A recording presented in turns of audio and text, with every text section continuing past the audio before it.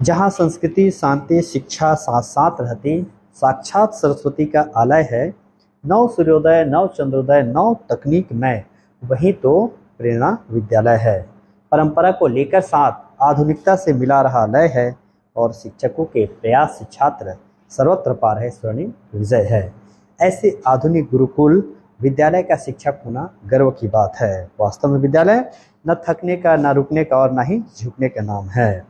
आज हम आज़ादी का सांस ले रहे हैं, और इस आज़ादी को प्राप्त करने के लिए हजारों वीरों ने त्याग, बलिदान और शहादत दी है। उनके इस शहादत को हमें हमेशा याद रखना है। यही हमारी युवा पीढ़ी को प्रेरणा देती है कि जब आंखें खुले तो धरती हिंदुस्तान की हो, जब आंखें बंद हो तो यादें हिंदुस्तान की हो। मर भी जाए तो कोई गम नहीं, बस मरते वक्त मिट्टी हिंदुस्तान की हो। ऐसी आज़ादी को हमें संभाल कर रखना है।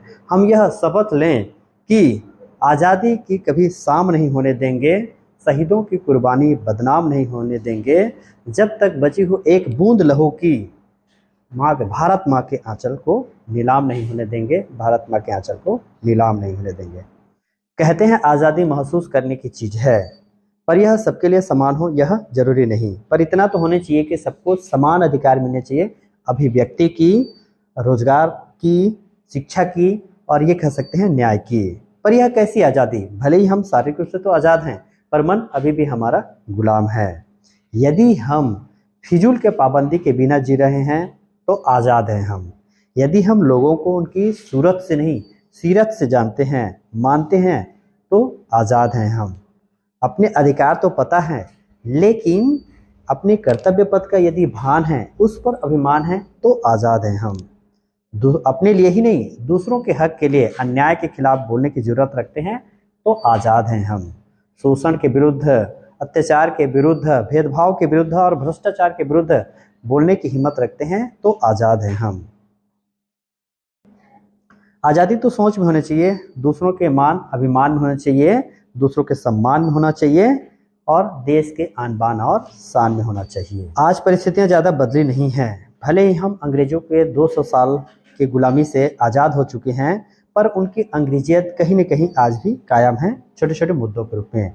चाहे वो आतंकवाद हो, क्षेत्रवाद हो, भाषावाद हो, नक्सलवाद हो, सामंतवाद हो, जात पात, ना जाने कितनी छोटी छोटी बेड़ियाँ आज भी हमारे पैरों पे है, जिन्हें आज हमें तोड़ने की ज़रूरत है। कहने का तात्पर्य है कि हमें फिर से आज़ादी की दूसरी लड़ाई लड़ने का वक्त आ गया है। पर यह लड़ाई अंग्रेजों से भी ज़्यादा मुश्किल है, क्योंकि अब यह लड़ाई दूसरों से नहीं, गैरों से नहीं, अपनों से है। पर यह लड़ाई लड़ेगा कौन? किससे लड़ेंगे? कब तक लड़ेंगे? सब तो चाहते हैं कि भगत सिंह फिर से पैदा हो, पर अपने यहाँ नहीं, दूसरों के घर में। भगत सिंह कौन थे? बहुत होनहार बालक था, चाहता तो बड़ी आसानी से सरकारी नौकरी प्राप्त करके पूरी जिंदगी मौज में जी सकता था, पर सनकी था, अपने मातृभूमि से प्रेम करता था, और देश को आज़ाद करने का जुनून सवार हो गया था। खुदीराम बोस, जिसके खेलने कूदने के दिन थे, 18 साल का था, बम बना रहा था, अंग्रेजों को जड़ से उखाड़ फेंकना चाहता था, और हंसते हंसते वो फांसी पर झूल गया। कैसे लोग थे ये? सनकी थे? जी हाँ, पागल ही तो थे, क्योंकि पागल लोग ही इतिहास बनाते हैं। इन सभी वीर शहीदों के कहने का तात्पर्य भी यही है कि हो गई है पीर पर्वत से पिघलनी चाहिए, इस हिमालय से भी कोई गंगा निकलनी चाहिए। सिर्फ हंगामा खड़ा करना मेरा मकसद नहीं, कोशिश ये है कि यह सूरत बदलनी चाहिए। मेरे सीने में नहीं तो तेरे सीने में सही हो कहीं भी आग, पर ये आग जलनी चाहिए, ये आग जलनी चाहिए। विश्व का कोई भी देश यह जानने के लिए उत्सुक रहता है कि कोई भी घटना घटे उसमें भारत की राय क्या है। जैसे रूस और यूक्रेन के बारे में हमारे स्टैंड को पूरी दुनिया ने सराहा था। आज हम विश्व की 5वीं बड़ी अर्थव्यवस्था हैं, और बहुत जल्द हम तीसरी बड़ी अर्थव्यवस्था भी बनने जा रहे हैं। कोविड काल में जब पूरे विश्व की अर्थव्यवस्था ध्वस्त हो रही थी, तब भारत ने वैक्सीन और अनाज के द्वारा बहुत सारे देशों को सहायता प्रदान करके पूरे विश्व को प्रेम और सहयोग का संदेश दिया था। चंद्रयान 3 और आदित्य L1 के सफल प्रक्षेपण ने पूरे विश्व को आश्चर्यचकित कर दिया, और हम आज अंतरिक्ष में एक बहुत बड़ी ताकत हैं। कुछ ज्वलंत मुद्दे हैं, समस्याएं हैं जिसे हम अनदेखा नहीं कर सकते। एक पल ऐसा लगता है कि देश धोनी सचिन की तरह चमकने लगता है, अगले ही पल आतंकवाद धधकने लगता है। एक पल देश टाटा अंबानी की तरह खनकने लगता है तो अगले ही पल मणिपुर जैसा जलने लगता है। एक पल पोखरण की तरह देश दहाड़ता है तो अगले ही पल भ्रष्टाचार के दलदल निगलने लगता है। एक पल चंद्रयान 3 की तरह दुनिया मुट्ठी में लगता है तो अगले ही पल दंगे पे दंगा शर्मिंदा लगता है। कन्फ्यूजन ही कन्फ्यूजन है, पर सॉल्यूशन हम ही हैं। इन छोटी छोटी समस्याओं से हमें उबरना होगा, हमें जिम्मेदारी लेना होगा। केवल सरकार के द्वारा नियम कानून बना देने से समस्या का हल नहीं होगा। हम केवल नदी किनारे बैठ करके मछली को छलने का इंतजार नहीं कर सकते, बल्कि हमें पानी में उतरना होगा और शिकार करना होगा। याद रहे कि हर समस्या का हल निकलेगा, आज नहीं तो कल निकलेगा। अर्जुन से लक्ष्य साध, मरुस्थल से भी गंगा जल निकलेगा, मरुस्थल से भी गंगा जल निकलेगा। हम अपनी देशभक्ति केवल सीमा पर जाकर के दुश्मनों से लड़ करके सिद्ध नहीं कर सकते, बल्कि हम जहाँ पर हैं, जिस स्थिति में हैं, जैसे भी हैं, अपने कर्तव्य परायणता के द्वारा, अपने कार्य के प्रति निष्ठा के द्वारा और अपने 100% कंट्रीब्यूशन के द्वारा भी करके देशभक्ति दिखा सकते हैं।